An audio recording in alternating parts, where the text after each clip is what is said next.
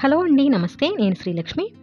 ఈరోజు మన వీడియోలో నాకు ఎంతగానో ఉపయోగపడిన ఈ చిట్కాలన్నీ కూడా మీకు ఉపయోగపడతాయని షేర్ చేస్తున్నాను. చివరి వరకు చూసి మీకు ఏది బాగా నచ్చిందో, ఏది బాగా హెల్ప్ అవుతుందో నాకు కామెంట్ సెక్షన్లో తెలియచేయండి. ఇప్పుడు ఇంకా ఫస్ట్ టిప్ చూద్దాం. గాజుల్ని మనం చక్కగా నీట్గా సర్దుకోవడానికి ఒక మంచి ఆర్గనైజర్ ఉంటే బాగుంటుంది కదండి. అలా లేనప్పుడే మనం ఇటువంటి బాక్సుల్లో అయితే వేసేస్తూ ఉంటాము. అలా వేసినప్పుడు అన్నీ కలిసిపోయి మనకు అవసరమైనప్పుడు తీసుకోవాలంటే విసుగ్గా ఉంటుందండి. అన్నీ వెతికి పట్టుకోవాలంటే అలా కలిసిపోకుండా ఉండడానికి ఈ చిన్న టిప్ని అయితే ట్రై చేయండి. మన దగ్గర రబ్బర్లు ఉంటాయి కదండి. ఈ రబ్బర్ని చక్కగా ఇలా పెట్టేసి పిన్నిస్ పెట్టేస్తే చూడండి, మనకి సెట్ లాగా గాజులన్నీ ఈ విధంగా ఒకే దగ్గర ఉంటాయండి. కలిసిపోకుండా నీట్గా ఉంటాయి. చాలా బాగుంది కదండి ఐడియా. మీరు కూడా ఇలా బాక్సుల్లో వేస్తున్నట్లయితే కనుక ఈ సింపుల్ టిప్ని ట్రై చేయండి. ఇదే విధంగా ఎక్కువ గాజులు ఉంటే కనుక మన దగ్గర జడకు వేసుకునే రబ్బర్ బ్యాండ్లు ఉంటాయి కదండి, దాన్ని ఈ విధంగా పెట్టుకుంటే సరిపోతుంది. చిన్న రబ్బర్లు ఎక్కువ గాజులు ఉన్నప్పుడు సరిపోదు కదా, అందుకే ఇటువంటి పెద్ద రబ్బర్లు యూజ్ చేసుకోవచ్చు. ఈ టిప్ నచ్చినట్లయితే ప్లీజ్ అండి వీడియోని లైక్ చేయండి. ఇప్పుడు ఇంకా సెకండ్ టిప్ చూద్దాం. బత్తాయి రసాన్ని ఇంట్లో జ్యూస్ తీసుకోవాలంటే ఈ విధంగానే తీస్తాం కదా. సమయానికి జ్యూస్ తీయడానికి ఇటువంటి వస్తువు లేకపోయినా సరే మనం చక్కగా జ్యూస్ అయితే తీసుకోవచ్చండి. మన దగ్గర మజ్జిగ గుత్తి ఉంటుంది కదా, మజ్జిగ గుత్తి కూడా ఈ విధంగా చాలా ఈజీగా జ్యూస్ అయితే తీసుకోవచ్చు. చూడండి ఎంత సింపుల్గా జ్యూస్ అయితే చక్కగా వచ్చేస్తుందండి. బత్తాయి జ్యూస్ తాగితే కొంతమంది జలుబు చేస్తుంది అంటారు కదా, అటువంటి వాళ్ళకి ఒక చిన్న టిప్ అండి. ఒక గ్లాస్ జ్యూస్లో ఒక 2-3 స్పూన్ల వరకు వేడి నీళ్ళు కలుపుకుంటే త్వరగా జలుబు అయితే చేయదండి. ఇప్పుడు ఇంకా థర్డ్ టిప్ చూద్దాం.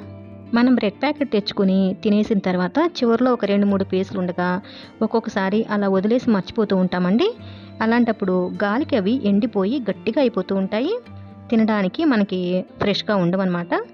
అలాంటప్పుడు మనకి ఈ చిన్న టిప్ బాగా హెల్ప్ అవుతుందండి. ఇది వచ్చేసి పాలు గిన్నె. పాలు చక్కగా బాగా వేడివేడిగా ఉన్నాయి. పాల గిన్నె పైన ఈ బ్రెడ్ స్లైసెస్ పెట్టేసి పైన కూడా ఒక మూతతో కవర్ చేశానండి. ఇలా మూత పెట్టేసి ఒక పావు గంట పాటు వదిలేయాలండి. ఆ తర్వాత చూస్తే చక్కగా బ్రెడ్ స్లైసెస్ అనేవి సాఫ్ట్గా మనకి ఫ్రెష్గా తినడానికి చాలా బాగుంటాయి. ఈ టిప్స్ అన్నీ కూడా వినడానికి చాలా సింపుల్గా ఉన్నా సరే డైలీ లైఫ్లో మనకి చాలా ఉపయోగపడే విధంగా ఉంటాయండి. తప్పకుండా అవసరమైనప్పుడు ట్రై చేయండి. ఇప్పుడు ఇంకా ఫోర్త్ టిప్ చూద్దాం. పండుగలప్పుడు, శుభకార్యాలప్పుడు ఇలా గుమ్మాలకి, అలాగే పూజ గదిలోను, ఇంకా కలసం పెట్టుకునే పీటల పైన కూడా చక్కగా ముగ్గులైతే వేసుకుంటాం కదండి. మీకు అసలు ముగ్గులు వేయటం రాకపోయినా సరే చక్కగా ఈ విధంగా అయితే ముగ్గులైతే వేసుకోవచ్చండి. చాలా సింపుల్గా, చాలా అందంగా ఈ విధంగా అయితే డిజైన్స్ వేసుకోవచ్చండి.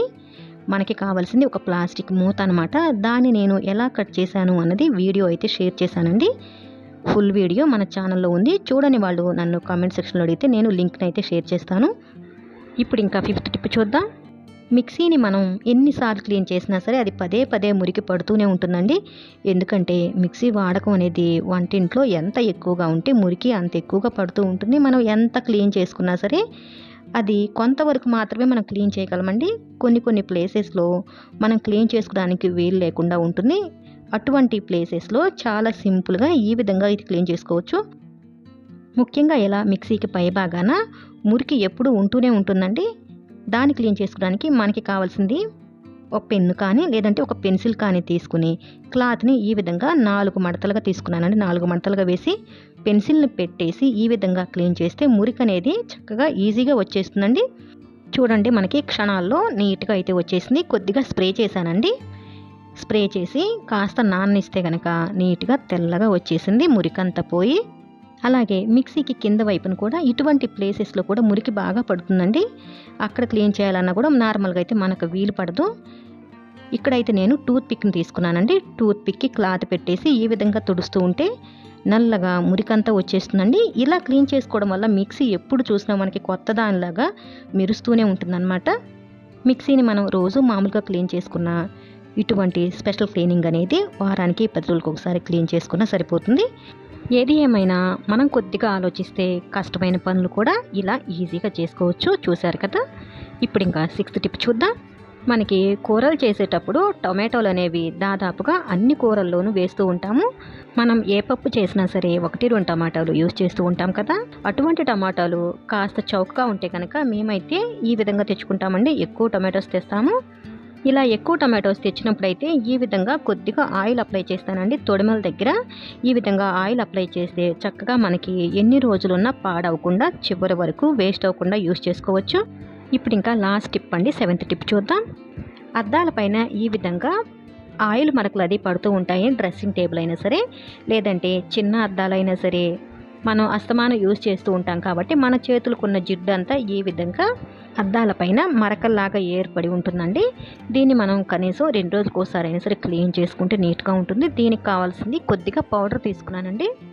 ఫేస్ పౌడర్ కొద్దిగా నేను ఇలా చేతిలో వేసుకొని శుభ్రంగా ఉన్న ఒక కాటన్ క్లాత్ తీసుకుని ముందుగా పౌడర్ అంతా ఈ విధంగా అద్దానికి పట్టేలాగా అలా పట్టించాలండి. అంటే మనం అలా అప్లై చేస్తూ ఉంటే జిడ్డు ఉన్న దగ్గర పౌడర్ అయితే అలా పట్టి ఉంటుంది.